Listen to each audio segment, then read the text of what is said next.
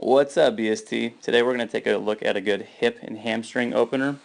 I'm going to mention that I originally made this video for two of my students who've been dealing with sort of bursitis or acute bursitis in the knee. And let me just put it this way: this is by no means a cure for bursitis, but let's see if you've consulted your doctor, your physical therapist, and you've been cleared for a workout. This has been a good little drill to kind of get the knee also moving, so that we'll say we're moving some of the fluid around, so that we can actually go through a workout without the level of inflammation actually hindering or causing pain. So let's go ahead and take a look.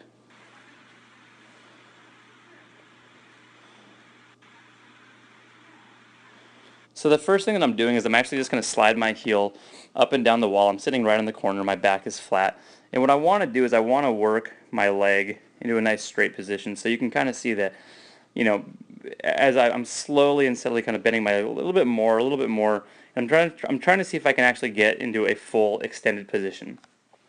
Now that I've made it, what I want to point out is, and I'll show you in a second what I don't want to see, I want my spine to be flat on the floor. So right here, I'm going to say right here is where my rib cage is. Watch what happens in a second when I let my lower back lift off and I actually start to hyperextend my spine.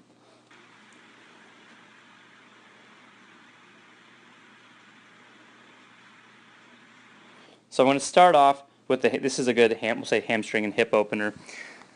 Both legs are parallel now. I have one leg that's resting up against the wall. And what I'm going to do is I'm going to take my off leg and I'm going to let it slowly fall down. Again, when I do this though, I need to make sure that right here my lower back does not start to arch up. So I'll actually do my first one with a little bit of an arch. So let's go ahead and just kind of look at these lines.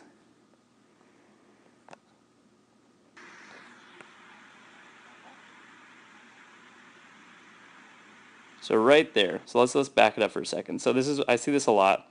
So right here I'm fine, and then right about so, look right here, we'll just say my rib, my sternum is kind of aiming right here. And then all of a sudden I go down, and then see how I'm kind of puffing my chest up. Now I'm aiming my sternum here. So we don't want that. That is a big no-no. So I'll do a few without my spine moving.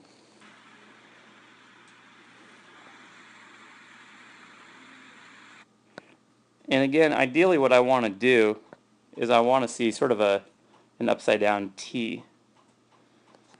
Again, I've had some people that they cannot do this with their leg fully straight. So what you want to do is you want to feel tension in this leg. So let's say your leg has to be slightly bent. That's okay, as long as you're not letting your leg bend just because you're tight. Get it as straight as you can for your stretch. You may or may not be able to hit the ground with your heel. If you can't, you're going to go above that point. But after maybe 3 or 4 of these, you might notice that my leg actually is able to go to the floor.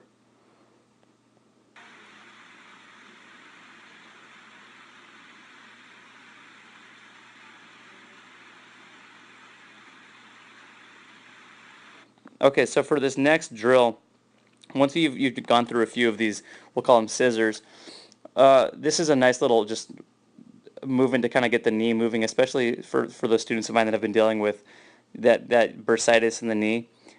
Generally just bending the knee period is pretty painful. It's kind of like if you go to PT and the first time they put you on the bike after like a knee surgery, it really is, it's pretty tough at first. This is a good way to work through scar tissue, work through, sort of residual inflammation.